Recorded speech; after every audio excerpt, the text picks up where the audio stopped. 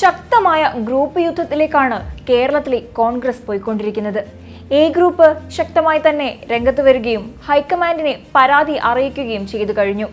നേരത്തെ കെ സുധാകരൻ കോൺഗ്രസിന്റെ സംസ്ഥാന സെക്രട്ടറിയായ MA ലത്തീഫിനെ പാർട്ടിയുടെ പ്രാഥമിക അംഗത്വത്തിൽ നിന്നും പുറത്താക്കിയിരുന്നു. എന്നാൽ MM ഹസൻ ആക്ടിംഗ് പ്രസിഡന്റായി വന്നതിന് ശേഷം MA ലത്തീഫിനെ തിരിച്ചെടുത്തിരുന്നു.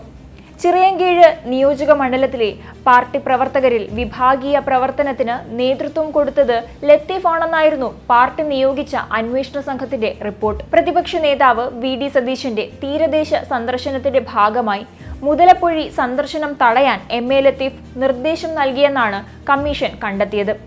ഇത്തരമൊരാളെ പാർട്ടിയിൽ തിരിച്ചെടുത്തതാണ് കെ സുധാകരനെ പ്രകോപിപ്പിക്കാൻ കാരണമെന്നാണ് സൂചനകൾ. ഇത് കെ സുധാകരനെ പ്രകോപിപ്പിക്കുക തന്നെ ചെയ്തിരിക്കാം. അതുകൊണ്ട് തന്നെയാണ് കെ സുധാകരൻ KPCC പ്രസിഡന്റായി തിരിച്ച് തൽസ്ഥാനത്തേക്ക് എത്തിയപ്പോൾ തന്നെ MA ലത്തീഫിനെ തിരിച്ചെടുത്തുകൊണ്ടുള്ള നടപടി റദ്ദാക്കുകയാണ് ചെയ്തത്. അതായത് വീണ്ടും MA ലത്തീഫിനെ പാർട്ടിയിൽ നിന്നും പുറത്താക്കി. MM ഹസനെ സംബന്ധിച്ചിടത്തോളം അദ്ദേഹം കോൺഗ്രസിന്റെ തലമുതിർന്ന നേതാവാണ്. അപ്പോൾ അങ്ങനെ ഒരു മുതിർന്ന നേതാവിന്റെ തീരുമാനത്തെ അവഹേളിക്കുന്ന തരത്തിലായിരുന്നു കെ സുധാകരന്റെ നടപടി എന്നാണ് വിമർശനം.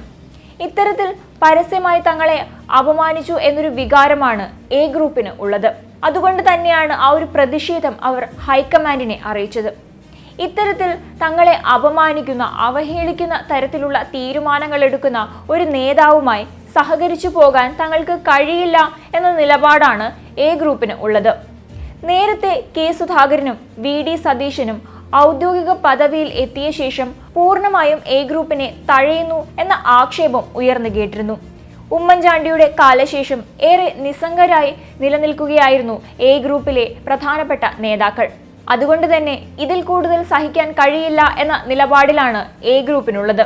അതുകൊണ്ട് തന്നെ ഹൈക്കമാൻഡിന് മുന്നിൽ ശക്തമായ പ്രതിഷേധം അവർ രേഖപ്പെടുത്തി കഴിഞ്ഞു. പക്ഷേ സുധാകരനും അദ്ദേഹത്തിന്റെ അടുത്ത അനുയായികളും പറയുന്നത് സുധാകരനോട് ആലോചിക്കാതെ അല്ലെങ്കിൽ നേതൃത്വം യാതൊരു വിധത്തിലുള്ള കൂടിയാലോചനകൾ നടത്താതെ ഉള്ള തീരുമാനമാണ് MM ഹസൻ സ്വീകരിച്ചത് എന്നാണ്. പാർട്ടിയുടെ പ്രാഥമിക അംഗത്വത്തിൽ നിന്നും പുറത്താക്കിയ ഒരു നേതാവിനെ എങ്ങനെയാണ് താൽക്കാലിക പ്രസിഡന്റായ MM ഹസൻ തിരിച്ചെടുത്തത് എന്ന ചോദ്യമാണ് ഉന്നയിക്കുന്നത്. അതുകൊണ്ടാണ് ഈ നടപടി നിലനിൽക്കില്ല എന്ന് പറയുന്നതും അത് പിൻവലിക്കില്ല എന്ന തീരുമാനത്തിൽ ഉറച്ചു നിൽക്കുന്നതും.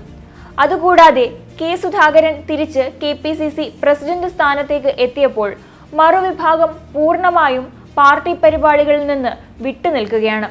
സുധാകരനുമായി ഒരു കാര്യത്തിലും സഹകരിക്കാൻ അവർ തയ്യാറാകുന്നില്ല എന്ന പ്രതിഷേധവും സുധാകരനുണ്ട്. കെ സുധാകരൻ മല്ലികാർജുന ഖാർഗെയെ നേരിൽ കണ്ട് കാര്യങ്ങൾ ബോധ്യപ്പെടുത്തുന്നതാണ്.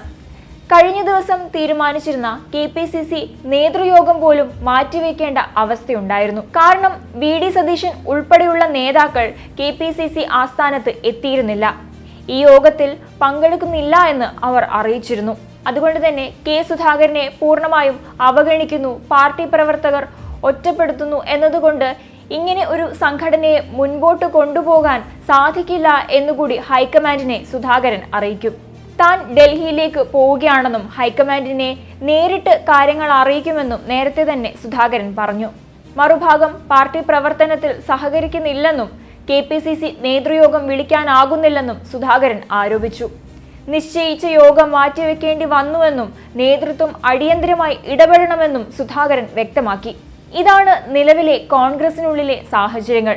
ഈ കാരണങ്ങൾ ഒക്കെ കൊണ്ട് തന്നെ കേരളത്തിലെ കോൺഗ്രസ് വലിയൊരു ഗ്രൂപ്പ് പോരിലേക്കാണ് പോയിക്കൊണ്ടിരിക്കുന്നത് എന്ന് പറയാനാകും. മുതിർന്ന നേതാക്കളൊക്കെ തന്നെയും സുധാകരന് എതിരാവുകയും എ ഗ്രൂപ്പ് ശക്തമായ നിലപാട് സ്വീകരിക്കുകയും ചെയ്തിരിക്കുകയാണ്. അതുകൊണ്ട് തന്നെ ഹൈക്കമാൻഡ് ഈ വിഷയത്തിൽ എന്ത് നിലപാട് സ്വീകരിക്കും എന്നതാണ് നിർണായകം. എന്നാൽ ഈ വിഷയങ്ങളൊക്കെ പ്രതിരോധിക്കാൻ സുധാകരൻ മനസ്സിൽ കണ്ടിരിക്കുന്നത് BJPയിലേക്ക് പോകും എന്ന ഭീഷണിയുമാണ്. എന്തായാലും സംസ്ഥാന കോൺഗ്രസിനെ പിടിച്ചു മുറുക്കിയിരിക്കുന്ന കെ സുധാകരൻ എ ഗ്രൂപ്പ് പോര് ഹൈക്കമാൻഡിന് മുന്നിലേക്കാണ് എത്തുന്നത്.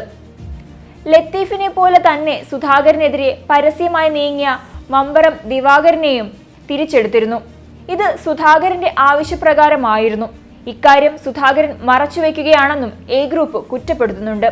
തീരുമാനങ്ങൾ തിരുത്തി ഹസനെ അപമാനിക്കാൻ സുധാകരൻ ശ്രമിക്കുന്നുവെന്ന പരാതിയാണ് എ ഗ്രൂപ്പ് ഹൈക്കമാൻഡിന് മുന്നിൽ അവതരിപ്പിക്കുക.